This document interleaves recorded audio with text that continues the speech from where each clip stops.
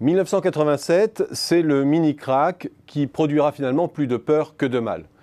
Puis suit la crise des savings and loans et des banques européennes au tournant des années 80-90, puis le crack du Nasdaq des années 2000 et enfin la crise des subprimes de 2007-2008.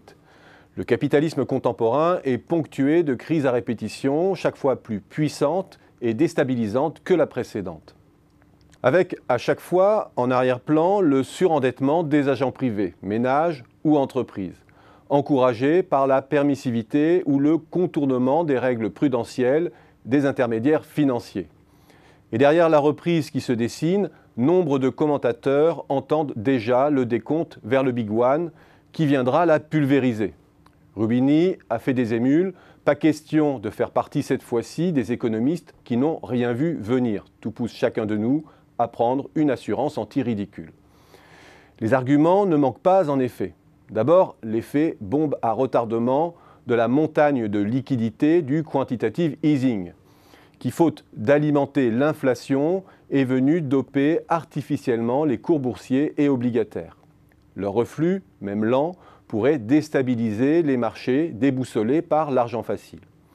Ensuite, pour certains, les risques imminents d'inflation pourraient prendre à revers la confiance des marchés et précipiter leur déroute. Il y a encore les records historiques qu'enchaîne la bourse américaine, boostée par les GAFA et une nouvelle euphorie numérique. Il y a aussi la prise de risque des institutions financières pour continuer à servir des rendements positifs dans un monde à taux d'intérêt quasi nul. Enfin, la permanence d'acteurs financiers too big to fail et une intrication des risques cachés dans des circuits dérivés du shadow banking. Mais plus que cela, c'est l'absence d'armes de politique économique pour contrecarrer la prochaine crise qui alimente l'inquiétude d'une crise fatale. Les banques centrales ne relâcheront pas deux fois les vannes de la liquidité.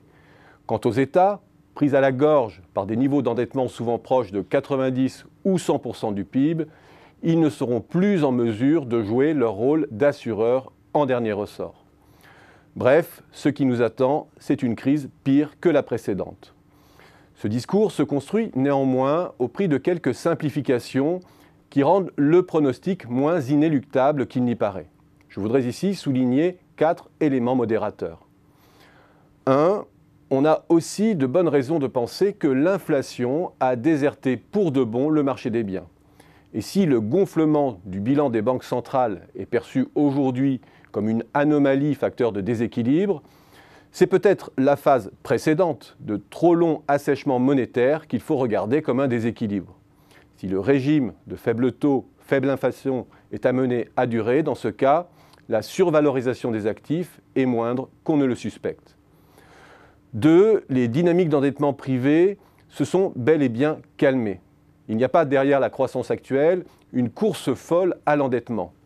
Et même du côté des entreprises, si l'on peut détecter quelques abus, il n'y a pas de fuite en avant dans le levier d'endettement. Drahi, bien sûr, le capital investissement sans doute, mais cela ne fait pas encore une dérive générale. 3. Déceler un risque de survalorisation de la bourse américaine est légitime. Mais force est de constater que la valorisation des GAFA et du numérique y compte pour beaucoup.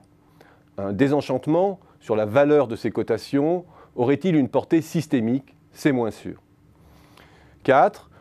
Considérer nos banques centrales ou les États comme désarmés, c'est faire peu de cas de leur créativité et de leur capacité à déroger aux grands principes lorsque c'est la sphère financière qui est en jeu.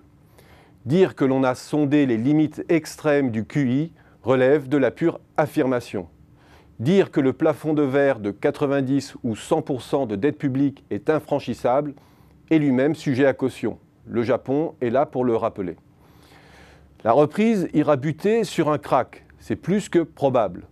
Dire que cette crise sera fatale et plus déstabilisatrice que la précédente l'est beaucoup moins.